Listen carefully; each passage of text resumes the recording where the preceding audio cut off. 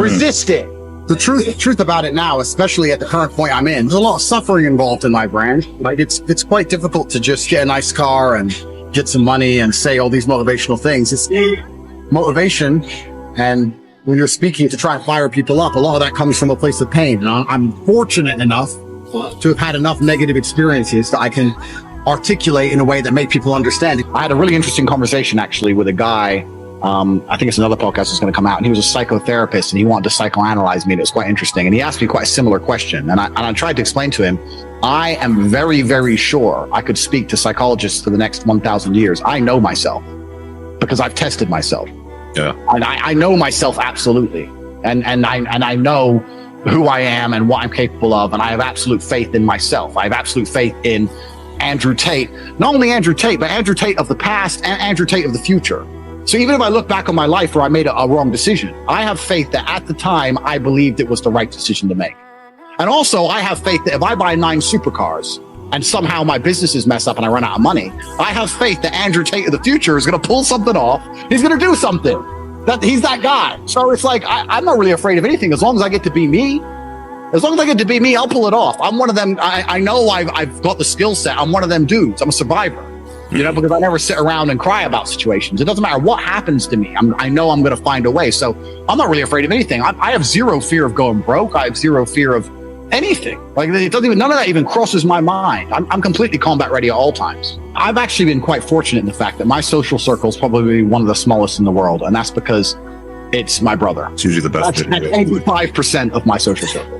And that's a superpower within itself. Like a lot of people ask me how I ended up red pilled and all this stuff about girls. And I said, because I wanted to be with my brother. I didn't want to be with some chick. Let's go watch TV. And I'm like, no, me and Tristan are busy. We're riding motorcycles, training, and driving cars. And I don't want to. It's boring. So that was one of the reasons. So he was always with me 100%. I have a lot of old friends and stuff who are all of a sudden like, oh yeah, I've always wanted to go to Romania. I'm like, no, you didn't. Nobody wants to go to Romania. No one wanted to go to Romania until they saw me on the internet. And they see what I'm up to, and they're like, okay, now people want to go. Before me, it was a completely forgotten part of the world. So I do get a lot of that, but I mean, I'm to the point, man. I'm really not one for social norms. I'm to the point. If I think someone's trying to, take advantage, or I know they're trying to play games, it's very easy for me to say that I'm not interested. Whatever. It is what it is. I have a very good life I live with my brother and my cousin. There's 3 men. We're all here. We're doing the same things. We train every day. We work every day. We make money every day. Between us, we've got 10 or 15 girls, and that's it. Like, I don't need any more than that, really, in many ways. I have my old kickboxing coach and a few people I've been to war with. Besides that, I keep my circle small. I don't really look. This is another point that goes on from what we were saying earlier. The more validation you can find from yourself and from your own achievements, the less validation you need from outside. If you need a big group of friends to feel happy, you need to ask yourself why. Like, I can be alone in a room with no cars, no money, nothing. I can be alone in a room and I know I'm the man. I've done it. I've been afraid. I've done sleepless nights. I've done broken bones. I've done it and I've been through it. I did it anyway and I won. So I'm happy regardless. So I don't have these big groups of, you see these rappers and they get all these idiots around them and all this. That's not going to happen to me. Never in a million years. Yeah, the fact that me and Tristan we're in a homeless hostel from an early age, these little things all add up, and we just have this relationship where we've always worked together. If you put 2 or 3 full-grown men in the same room with the same goal, you'd be amazed what gets done. You'd be amazed if you take 2 or 3 men and they all wake up in the same place and they say, you know what, we're gonna get strong, and I'm gonna be stronger than you. And the other one goes, no, I'm gonna be stronger than you. So all right, then let's go. You give that a year. It's good. Yeah, you give that a year and you see some strong men. Maybe you're not the strongest of the 3, but you're certainly stronger than you were when you started. Men are born to compete. This is what we were born to do, and it's been removed from life. There's no competition. And if you start to compete and you brag about it, you upset everybody. Well, welcome to the real world. I love the idea, but I wish I lived with someone who could kick my ass. Every morning I spar these two and I school them. I'm jealous. They're jealous of me. I'm jealous of them. I want someone who can beat me. The competitive element is the fire of being a man. This is what's going to make you happy as a man. All the time I get messages, how do I be happy, Tate? I'm like, it's because you're not competing. You're not conquering anything.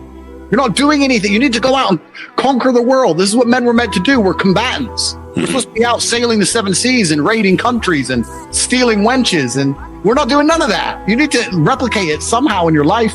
And this is the problem with the whole space, is that I get the same thing you probably do. People come to me and ask for advice, and I just sit there and I look at their long message, and I sit and I know for a fact they're full of shit.